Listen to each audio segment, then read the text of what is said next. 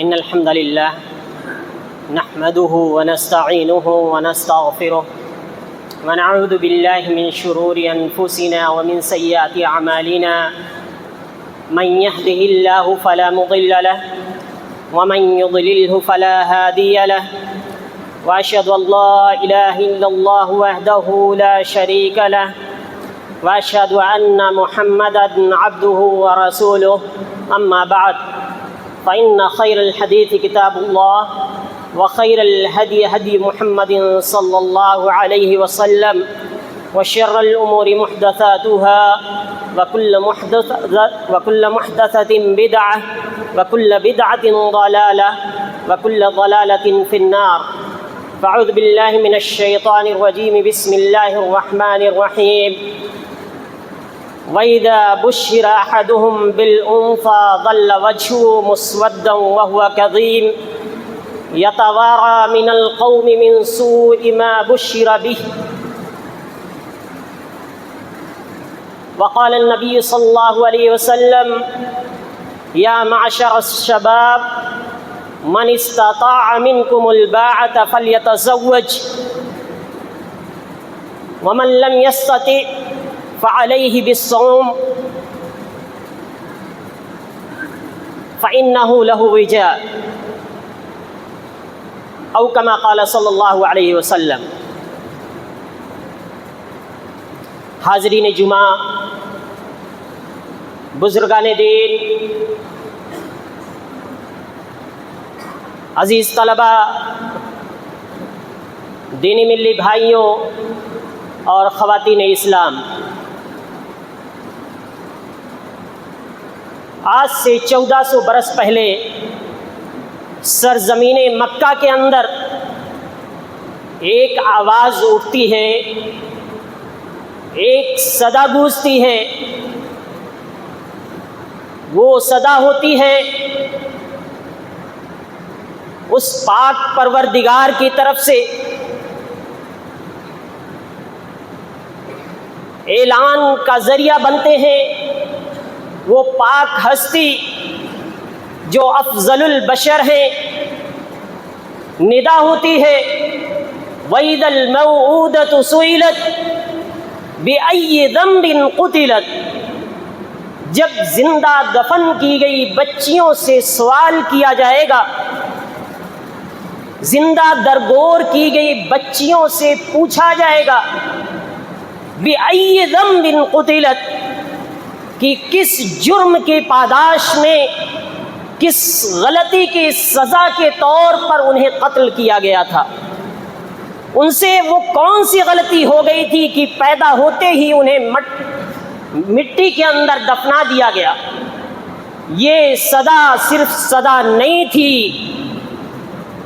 یہ وہ آواز تھی جو اس وقت کے ماحول میں جب عورتوں پر ظلم و ستم کی انتہا کر دی گئی تھی، ایک عورت کو بیچا اور خریدا جاتا تھا، ایک عورت کو شیطان کا نقیب اور شیطان سمجھا جاتا تھا، ایک عورت کے لیے جینا دشوار ہوتا تھا، ایک عورت پراپرٹی سمجھی جاتی تھی، ایک عورت کو شیطان کا حربہ، فتنہ اور ہر برائی کا جڑ سمجھا جاتا تھا، جس کی وجہ سے معاشرے میں اس کا کوئی وقار، اس کی کوئی حیثیت، اس کی کوئی عزت، اس کا کوئی مقام و مرتبہ نہ تھا۔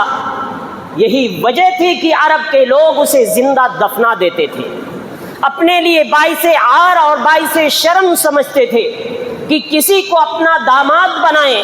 ان کے لیے شرم کی بات تھی، جس کا ذکر اللہ تبارک و تعالیٰ نے قرآن کریم کی اس آیت میں کہا کہ وَإِذَا بُشِّرَ أَحَدُهُمْ بِالْأُنثَىٰ ظَلَّ وَجْهُهُ مُسْوَدًّا وَهُوَ كَظِيمٌ، کہ جب انہیں کسی بچی کے ولادت کی خبر دی جاتی تھی، جب انہیں بتایا جاتا تھا کہ تمہارے یہاں بچی کی ولادت ہوئی ہے، تو مارے شرم کے وہ اپنا چہرہ چھپائے ہوئے پھرتا تھا۔ قوم کے لوگوں سے وہ سوچتا تھا کہ کیا کرے، کہیں اپنا چہرہ مٹی میں دھسا دے، یا ایسے ہی ذلت و رسوائی کی زندگی گزارتا رہے۔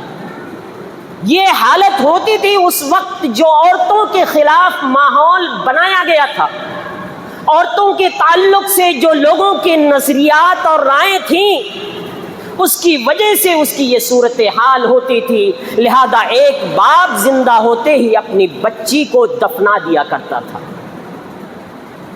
اس معصوم بچی کو جس کو نہ تو بولنا آتا تھا نہ سمجھنا آتا تھا۔ یہ وہی دور جاہلیت ہے جو لوٹ کر کے آج ہمارے معاشرے کے اندر آ گیا ہے۔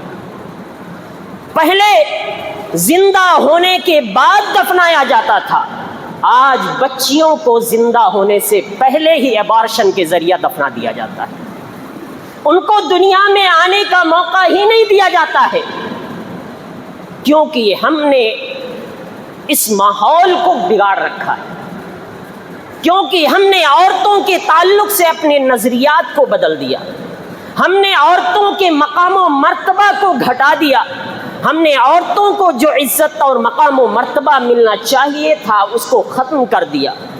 اسلام نے جو مقام و مرتبہ دیا تھا اس ماحول میں وہ مقام و مرتبہ ایک ماں کی شکل میں کہ جس کے قدموں کے نیچے جنت قرار دی، جس کی رضامندی کو رب کی رضامندی قرار دی، جس کی ناراضگی کو رب کی ناراضگی قرار دی۔ اور اگر کوئی شخص ایک بیٹی کی اپنی بیٹیوں کی تربیت کرتا ہے اور اچھی طرح سے تعلیم و تربیت کے بعد ان کی شادی کرا دیتا ہے تو اس کے لیے جنت کی بشارت سنائی۔ یہ مقام و مرتبہ ایک عورت کو اسلام نے دیا، میراث میں، پراپرٹی میں، جائیداد میں اس کا حصہ مقرر کیا۔ جو عورت خود پراپرٹی سمجھی جاتی تھی اس کو خود پراپرٹی کا حق دیا اور حصہ دلایا۔ کہا انما النساء شقائق الرجال، کہ عورتیں مردوں جیسی ہی ہیں، اور یہ بھی فرمایا کہ تمہیں میں سے عورت کو پیدا کیا،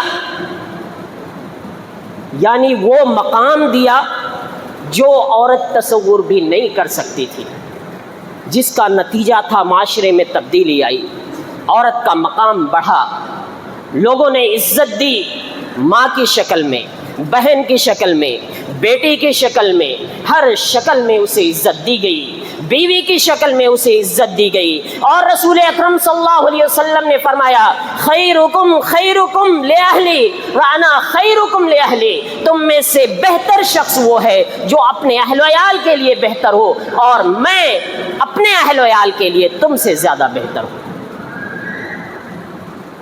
پورے نظریوں کو بدل دیا۔ اس موقع پر جب کہ معاشرے کے اندر رائج تھا کہ اگر شوہر مر گیا ہو تو زندہ عورت کو ستی ہونا پڑتا تھا، زندہ آگ میں جلا دیا جاتا تھا۔ صدیاں گزرنے کے بعد بھی اسلامی تعلیم کے بہت سارے علاقوں میں، بہت سارے ملکوں میں یہ رواج رہا کہ عورت شوہر کے مرنے کے بعد زندہ جلا دی جاتی رہی۔ یہ نظریات ہمیں ضروری ہے کہ ہم بدلیں، عورتوں کے مرتبہ اور مقام کو پہچانیں۔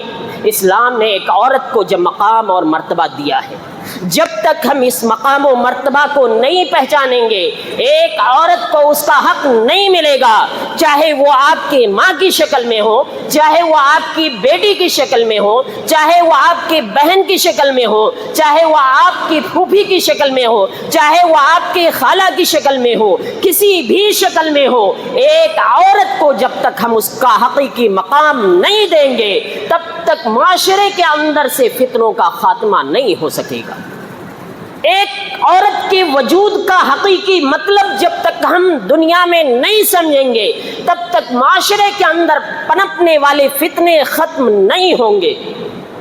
اور اس کے ساتھ ساتھ لازم اور ضروری ہے کہ ہم اور آپ اپنے بچوں کو، اپنے گھر والوں کو، اپنے اولاد کو صحیح تعلیم و تربیت دیں۔ کون سی تعلیم و تربیت؟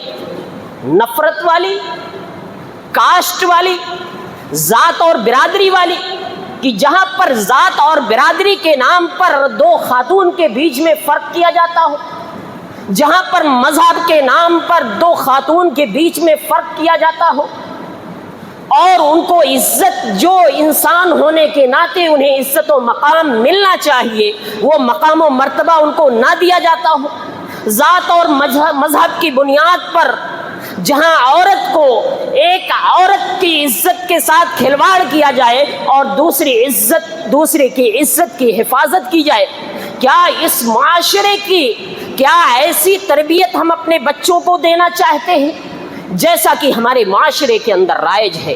نفرت کی بنیاد پر، مذہب کی بنیاد پر، کاسٹ کی بنیاد پر آج لوگوں کی تربیت ہو رہی ہے، ہمارے معاشرے کے اندر نوجوان پل رہے ہیں، دولت اور رشوت کی بنیاد پر، سیاست کی بنیاد پر عورتوں کے حقوق کی پامالی کی جاتی ہے اور عورتوں کے حقوق کے نام پر طرح طرح کی تنظیمیں بھی قائم کی جاتی ہیں اور دوسری طرف ان کے حقوق کی پامالی کی جاتی ہے۔ ایک طرف تو انہیں بازاروں میں ننگا گھمایا جاتا ہے صرف اس لیے کہ وہ کسی اور کاسٹ کی ہے، ایک عورت کو اجین کے اندر ننگا گھمایا جاتا ہے، اس کے ساتھ ریپ کیا جاتا ہے، طرح طرح کی تکلیف دی جاتی ہے، وہ بچی در در بھٹکتی رہتی ہے، بدن پر کوئی لباس نہیں، کوئی بھی انسان ایسا نہیں ملتا ہے جو اسے اپنا کپڑا پہنا سکے، اس کے بدن کو ڈھک سکے۔ کیا ہماری انسانیت اس قدر مر چکی ہے؟ کیا ہمارے نفس سے اس قدر سے انسانیت ختم ہو چکی ہے کہ ایک بچی کو لباس پہنانے کے لیے کوئی انسان باہر نہیں نکل پا رہا ہے؟ کیا اس قدر گنڈوں کا دبدبہ ہو گیا ہے؟ کیا اس قدر انسانیت لوگوں کے دلوں سے نکل چکی ہے؟ کیا ذات اور مذہب کی بنیاد پر لوگوں کے درمیان عزت کے ساتھ کھلواڑ کیا جاتا ہے؟ یقیناً ہمارے معاشرے کے لیے اچھی چیز نہیں ہو سکتی۔ یہ غلط تربیت کا نتیجہ ہے، یہ سیاسی تربیت کا نتیجہ ہے، یہ معاشرے کے اندر پنپنے والی برائیوں کا نتیجہ ہے کہ معصوم عورتیں، معصوم بچیاں ریپ کا شکار ہو رہی ہیں، طرح طرح کی اذیتیں دی جا رہی ہیں، ان کے جسم کے ٹکڑے ٹکڑے کر دیے جاتے ہیں اور ان کو ریپ کرنے کے بعد طرح طرح کی اذیتوں کا شکار کیا جاتا ہے۔ ظاہر سی بات ہے ہم میں سے کسی کی وہ ماں ہوگی، ہم میں سے کسی کی وہ بیٹی ہوگی، ہم میں سے کسی کی وہ بیوی ہوگی، ہم میں سے کسی کی بہن ہوگی، ہم میں سے کسی کی پھوپھی ہوگی، ہم میں سے کسی کی خالہ ہوگی کسی نہ کسی رشتے کی شکل میں کسی کی۔ اگر ہمارے دلوں میں تربیت کا یہ ضابطہ، یہ اصول، یہ فکر، یہ سوچ پیدا ہو جائے جو رسول اکرم صلی اللہ علیہ وسلم نے کی تھی، جب ایک جوان نے آ کر کے رسول اکرم صلی اللہ علیہ وسلم سے زناکاری کی اجازت مانگی تو رسول اکرم صلی اللہ علیہ وسلم نے اس جوان سے پوچھا، تم ہی بتاؤ کیا تم اس زناکاری کو جو تم دوسرے کے ساتھ کرنا چاہتے ہو، کیا تم پسند کرو گے کہ تمہاری ماں کے ساتھ ایسا کیا جائے؟ کہا کہ نہیں۔ آپ نے کہا کہ لوگ بھی نہیں پسند کریں گے کہ ان کے ماں کے ساتھ ایسا کیا جائے۔ آپ نے پھر پوچھا، بتاؤ کیا اس زناکاری کو، اس برائی کو تم اپنی بیٹی کے ساتھ پسند کرو گے؟ تو اس شخص نے کہا کہ نہیں رسول اکرم صلی اللہ علیہ وسلم، ایسے کیسے ہو سکتا ہے؟ آپ نے کہا کہ لوگ بھی اپنی بیٹیوں کے لیے پسند نہیں کریں گے۔ پھر رسول اکرم صلی اللہ علیہ وسلم نے پوچھا، کیا تم یہ جرم اپنی بہن کے لیے پسند کرو گے؟ تو اس نے کہا کہ نہیں اللہ کے رسول صلی اللہ علیہ وسلم، اپنی بہن کے لیے میں یہ پسند نہیں کر سکتا۔ آپ نے فرمایا کوئی بھی شخص اپنی بہن کے لیے یہ پسند نہیں کرے گا۔ آپ نے پوچھا بتاؤ کیا تم اپنی چچی کے لیے یہ پسند کرو گے؟ اس شخص نے کہا کہ نہیں اللہ کے رسول صلی اللہ علیہ وسلم، میں پسند نہیں کر سکتا۔ آپ نے کہا کہ لوگ بھی اپنی چچی کے لیے پسند نہیں کریں گے۔ رسول اکرم صلی اللہ علیہ وسلم نے پوچھا بتاؤ کیا تم اپنی پھوپھی یا خالہ کے لیے اس جرم کو پسند کرو گے؟ تو اس شخص نے کہا کہ اللہ کے رسول صلی اللہ علیہ वसल्लम हरगिज़ नहीं, मैं ये पसंद नहीं कर सकता। तो आपने फरमाया लोग भी अपने खाला या फूफी के लिए ये जुर्म पसंद नहीं करेंगे, तो ज़रा बताओ तो कैसे लोग, ये इसकी इजाज़त तुम कैसे मांग रहे हो? फिर आपने उस शख्स के लिए दुआ की कि अल्लाह ताला तू इसको गुनाहों से बचा, इसकी गुनाहों की मग़फ़िरत फरमा और इसके शर्मगाह की हिफाजत फरमा। ये रसूल अकरम सल्लल्लाहु अलैहि वसल्लम की फ़िक्री तरबियत थी, जिसने माशरे के अंदर एक ऐसा इनक़िलाब पैदा किया कि माशरा फहाशी, बुराई, रेप, ज़िनाकारी, बदकारी के माहौल से पाक हो गया। आप तो ज़िनाकारी की बात करते हैं, ज़िनाकारी का तो कोई तसव्वुर नहीं हमारे माशरे के अंदर। यहाँ रेप की बात चलती है कि वो रेप यानी वो बदकारी जो ज़बरदस्ती की जा रही हो। हमारे यहाँ तो रेप, ज़िनाकारी को रज़ामंदी के साथ की गई बुराइयों को कानूनी जवाज़ फराहम कर दिया गया है, चाहे लिव इन रिलेशनशिप के ताल्लुक से हो या कि अफेयर की शक्ल में हो या किसी और शक्ल में हो, जिसे कानूनी जवाज़ और तहफ़्फ़ुज़ फराहम किया जा रहा है। लेकिन बात चल रही है सिर्फ रेप की, जो बग़ैर रज़ामंदी की हो। और उस रेप की हालत हमारे मुल्क में ये है कि हर 15 सेकंड के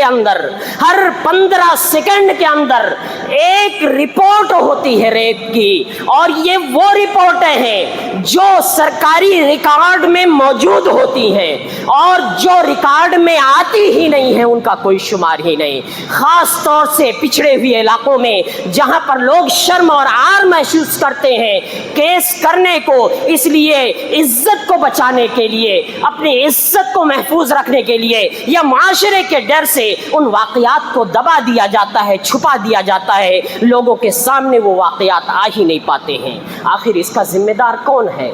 हम हैं कि हमने माशरे के अंदर अपने बच्चों की वो अखलाकी तरबियत नहीं की है जो रसूल अकरम सल्लल्लाहु अलैहि वसल्लम ने हमें बताई थी, जो तरबियत हमें करनी चाहिए थी। हमने अपने बच्चे की, अपनी बच्ची की, अपने बेटे की, अपने भाई की वो तरबियत नहीं की। याद रखिए, दुनिया के लाख कवानीन बना दीजिए, जब तक रूह की तरबियत और रूह की पाकीज़गी नहीं होगी तब तक ये कानून कुछ भी असर नहीं दिखाएंगे। ज़रूरी है कि सबसे पहले ज़हनों को साफ किया जाए, ज़रूरी है सबसे पहले रूह को पाकीज़ा किया जाए। औरतों के ताल्लुक से एक सही नज़रिया लोगों के ज़हनों में पैदा किया जाए, वो नज़रिया जो रसूल अकरम सल्लल्लाहु अलैहि वसल्लम ने आज से 1400 बरस पहले इंसानियत को दिया था, जिसकी वजह से औरतों को एक मकाम मिला और वो महफूज हुई। हमें भी ज़रूरी है कि हम अपने बच्चों की वैसे ही तरबियत करें और वैसे ही परवरिश बर्दाश्त करें, ताकि उनके दिलों के अंदर अल्लाह का खौफ हो, अल्लाह का डर हो।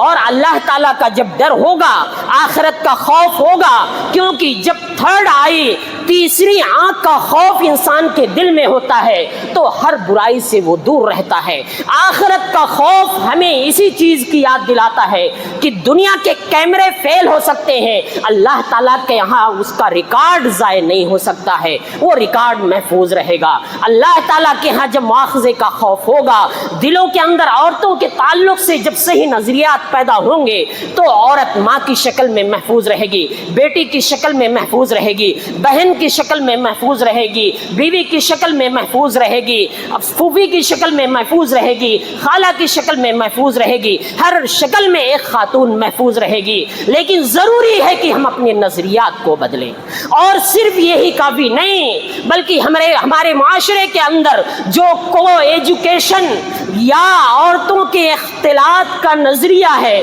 उस नज़रिए को हमें ख़त्म करना होगा। जो बेपर्दगी का नज़रिया है, उस बेपर्दगी के नज़रिए और माहौल को ख़त्म करना होगा। एक फितरी चीज़ है जिसका हुक्म शरीयत ने दिया, इस्लाम ने दिया, और फितरत के ख़िलाफ़ जब बगावत होगी, जराइम पैदा होंगे, बुराइयाँ जन्म लेंगी, कोई रोक नहीं सकता है। इसीलिए इस्लाम ने हुक्म दिया था, वक़रना फ़ी बुयूतिकुन्ना वला तबर्रजना तबर्रुजल जाहिलियतिल ऊला, कि तुम अपने घरों के अंदर ठहरी रहो और जाहिलियत ऊला की तरह, पहली जाहिलियत की तरह तुम تم اپنے گھروں سے باہر مت نکلا کرو کہ بے پردہ ہو کر کے نکل جایا کرو، اور بے پردہ نکلو پھر اس کے بعد کہو کہ میرا جسم میری مرضی، میں جو چاہوں لباس پہنوں، جو چاہوں لباس استعمال کروں. Do not tell me how to dress, مجھے یہ مت بتاؤ کہ مجھے کیا پہننا ہے. یاد رکھیے یہ پلے کارڈ آپ کے کام نہیں آئیں گے.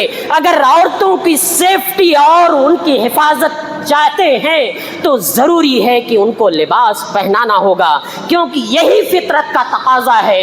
اور جو خاتون لباس مکمل نہیں پہنتی ہے اس کے لیے شریعت کا حکم ہے. رسول اکرم صلی اللہ علیہ وسلم نے فرمایا نساء کاسیات عاریات ممیلات مائلات رؤوسهن کاسنمة البخت المائلة لا يدخلن الجنة ولا يجدن ريحها وإن ريحها لتوجد من مسيرة كذا وكذا.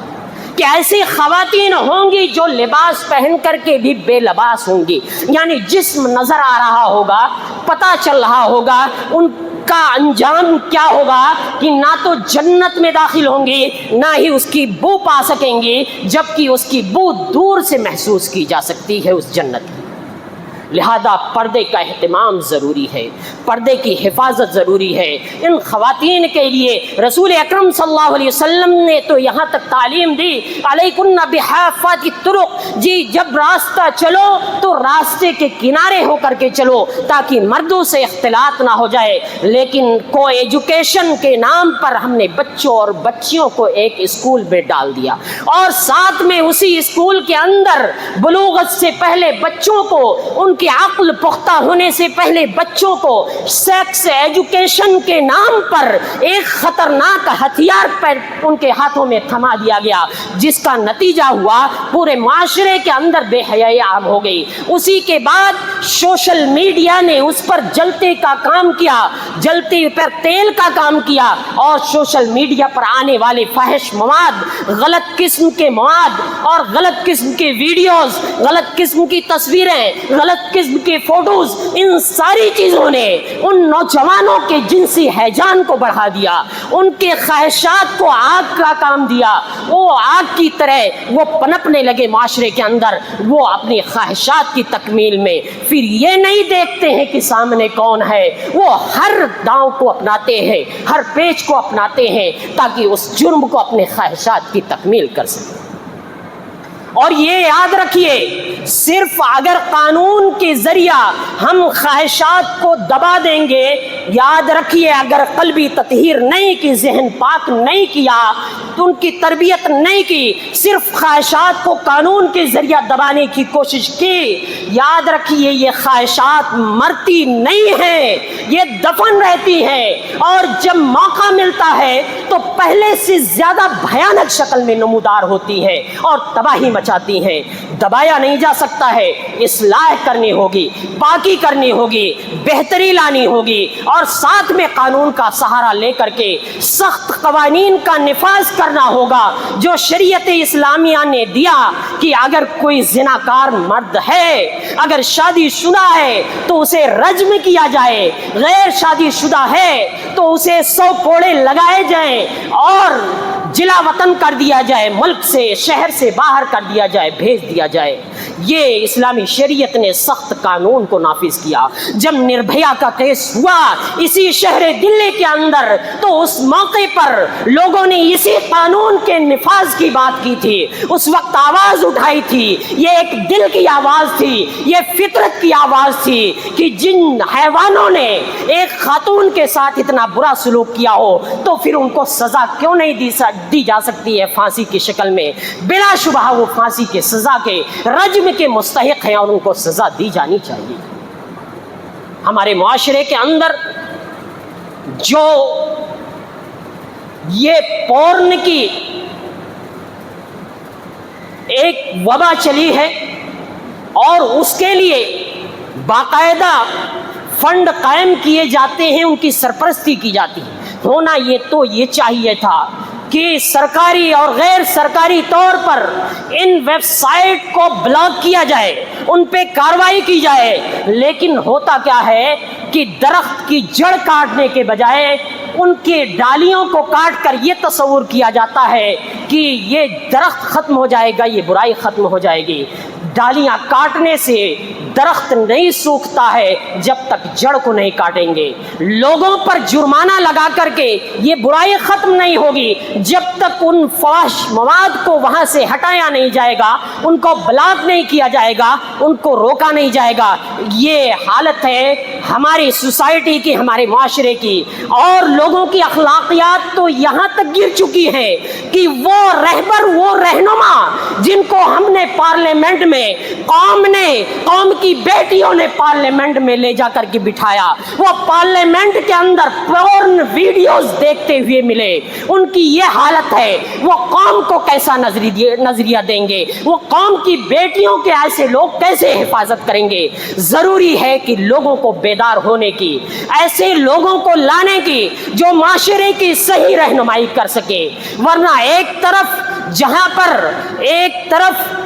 پر بے حیائی کی وجہ سے، بے پردگی کی وجہ سے ریپ کے واقعات ہوں گے، دوسری طرف پردے پہ پابندی عائد نہیں کی جائے گی۔ ہونا تو یہ چاہیے تھا کہ پردے کو رواج دیا جاتا، پردے کو لوگوں میں نافذ کیا جاتا اور اس کی تلقین کی جاتی، لیکن اس کو نافذ کرنے کے بجائے ایک مذہب مخصوص کو ٹارگٹ کرنے کے لیے باقاعدہ نقاب پر، پردوں پر ان بچیوں کے لیے اسکولوں کو بند کر دیا جاتا ہے، صرف نقاب پہننے کی وجہ سے، پردہ اوڑھنے کی وجہ سے۔ وہ پہن کے جاتی ہیں اپنی مرضی سے تاکہ اپنے عفت و عصمت کی، اپنے عزت کی حفاظت اور رکھوالی کر سکیں، لیکن لوگوں کے نظریات اس قدر بدل چکے ہیں۔ ان نظریات کے اصلاح کی ضرورت ہے، ہمیں اور آپ کو اسے بدلنے کی ضرورت ہے۔ لازم ہے کہ ہم اس سوسائٹی کے اندر جو غلط نظریات پنپ رہے ہیں ان کا خاتمہ کریں۔ اگر ہم نے نہیں خاتمہ کیا تو یہ معاشرے کے اندر سے یہ برائی ختم ہونے والی نہیں ہے۔ معاشرے کے اندر اسی طریقے سے شراب نوشی کی لت، منشیات کی لت، یہ اتنی خطرناک لت ہے جس نے معاشرے کو برباد کر کے رکھ دیا ہے۔ آج ہمارے معاشرے کے اور سوسائٹی کے ذمہ دار لوگوں کی یہ ذمہ داری بنتی ہے کہ وہ جس بھی سوسائٹی کے ذمہ دار ہیں، جس معاشرے کے ذمہ دار ہیں، جس کالونی کے ذمہ دار ہیں، ایک باپ اپنے گھر کا ذمہ دار ہے، ایک خاتون ماں اپنے گھر کی ذمہ دار ہے، ایک شخص ایک کالونی کا ذمہ دار اپنے کالونی کا ذمہ دار ہے، ایک سوسائٹی کا ذمہ دار اپنی سوسائٹی کا ذمہ دار ہے۔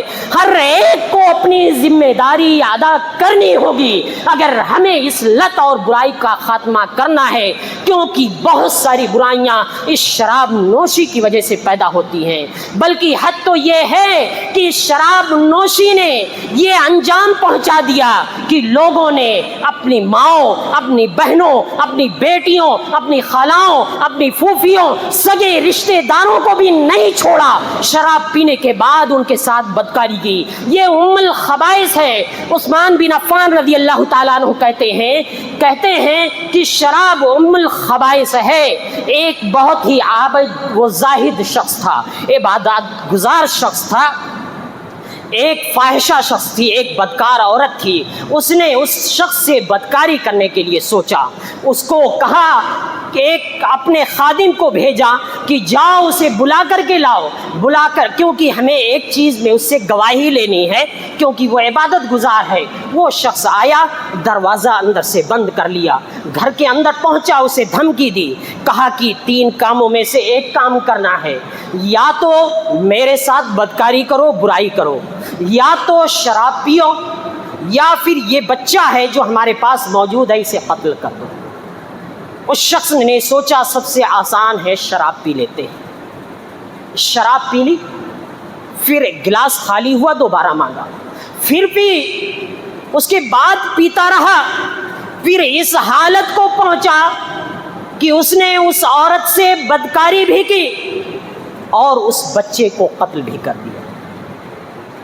یہ واقعہ ہمیں بتاتا ہے کہ شراب اتنی بڑی برائی ہے کہ اس سے کوئی بھی فتنہ، کوئی بھی برائی ہو سکتی ہے، وجود میں آ سکتی ہے۔ پینے کے بعد انسان کو ہوش نہیں رہتا ہے کہ وہ سامنے ماں ہے، بہن ہے، بیٹی ہے، بیوی ہے، کون ہے، اسے کوئی فرق نہیں پڑتا، کیونکہ اس کی عقل اندھی ہو چکی ہوتی ہے۔ اور اس کی عقل پہ پردہ پڑ چکا ہوتا ہے۔ لہٰذا ضروری ہے کہ ہمیں اس برائی کو اگر روکنا ہے، ریپ اور زناکاری کو روکنا ہے، تو اپنے ماحول سے، معاشرے سے شراب جیسی برائی کو ختم کرنا ہوگا۔ ہمارے معاشرے کے اندر جو فلم بینی ہے، سیریل کے نام پر غلط اور گندی چیزیں، افیئر کو رواج دیا جا رہا ہے، اس ماحول کو ختم کرنا ہوگا۔ ہمیں صحیح تعلیم و تربیت اپنے بچوں اور اپنی نسلوں کو دینی ہوگی۔ اگر ہم نے یہ نہیں کیا تو ریپ کے واقعات ہوتے رہیں گے، اس طرح کے حادثات ہوتے رہیں گے، ہم سسکتے رہیں گے، قوم کی بیٹیاں سسکتی رہیں گی اور ہم اس کو روک نہیں پائیں گے۔ ہم سب ذمہ دار ہیں، ہم سب سے اس کے بارے میں سوال ہوگا۔ یاد رکھیے، اگر ہم نے صحیح تربیت نہیں کی ہے، یاد رکھیے کہ یہ نفس امارہ بھی اس کے اندر ہوتا ہے۔ ایک خاتون کو جب گھر سے نکلتی ہے، استشرفہ شیطان اس کے پیچھے لگ جاتا ہے۔ ایک نوجوان جس کی صحیح تربیت نہیں ہوتی ہے، اگر صحیح تربیت ہوتی ہے تو یوسف علیہ السلام کی طرح اپنی عزت بچا لیتا ہے۔ ہر نوجوان کو چاہیے کہ سورہ یوسف کی تلاوت کرے اور عبرت حاصل کرے۔ اور اگر صحیح تربیت نہیں ہوتی ہے تو ایک خاتون کو دیکھنے کے بعد اس کے اندر سے سینکڑوں کالے کتے بھونکنے شروع کر دیتے ہیں اور اس کو حاصل کرنے کے لیے ہر ممکن طریقے کو اپناتا ہے۔ اور ایسی صورت میں ہمیں اور